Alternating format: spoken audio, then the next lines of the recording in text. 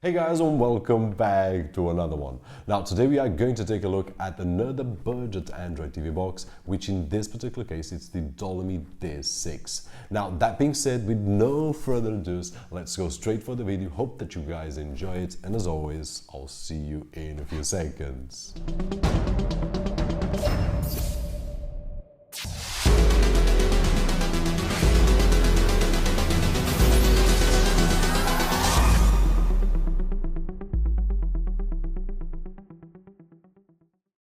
And here we are with the Dolamee D6 Android TV box that features the Logic S905 SoC, 2GB of RAM and 8GB of flash storage with Android 6.0.1. And regarding our usual unboxing experience, once we open the package we will find a power adapter, HDMI cable, quick user guide, infrared remote control and the Dolamee D6. And taking a closer look at the front, it has a power button along with a nice display that shows some info like the time, Ethernet or Wi-Fi connection and on or off status. On the left hand side it has two USB 2.0 ports and one microSD card slot. At the back a power input jack, HDMI, AV out, Ethernet connection and audio output. At the top a really nice texture along with the Dolamee logo, and at the bottom 4 rubber feet and some vents.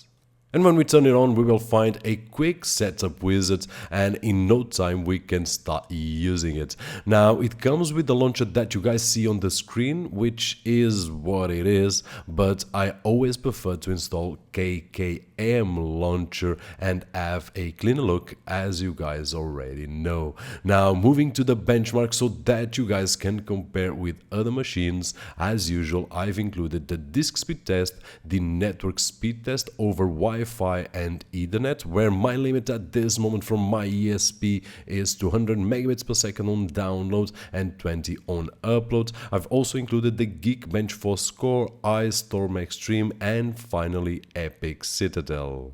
And moving to the experience with the box itself, and starting with the remote control, my opinion is that we all should get a wireless remote for the best experience possible, as the infrared just doesn't satisfy.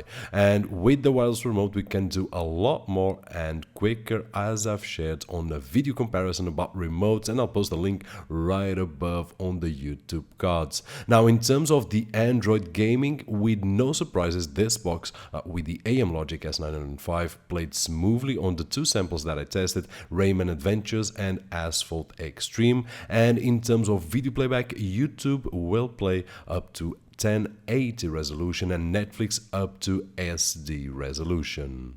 Now, moving to Kodi, the D6 comes with a pre-installed version based on Kodi 16, but I always prefer to do a fresh install of the latest version, which at this moment is Krypton 17. And the results were for the most part good. I was able to play H.264 and H.265 movies up to 4K without any issues at all, such as Big Bug Bunny, Tears of Steel and Sintel. But when it comes to 10-bit H.265 videos such as Iceland or Dive into the New World, once the buffer reaches its limit, as you guys can see on the screen, it starts to stutter. And in the past I've seen this on other devices, which will need a firmware update to fix it. And finally, as always, I also tested the AirPlay functionality with my favorite app, AirPin Pro, and I was able to stream my Mac screen and also the live slideshows like magazine style, sliding panels and vintage prints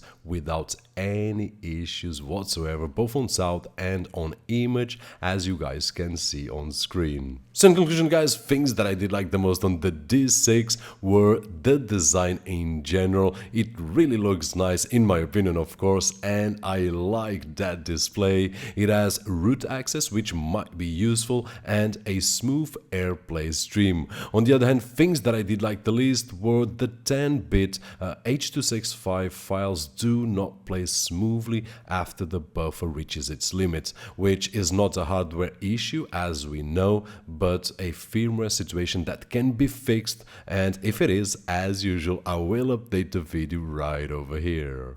And that is it. We have reached the end of another one. Hope that you guys enjoyed the video, and if you did so, don't forget that usual thumbs up. My name is Roberto George, and as always, I'll see you on the next one.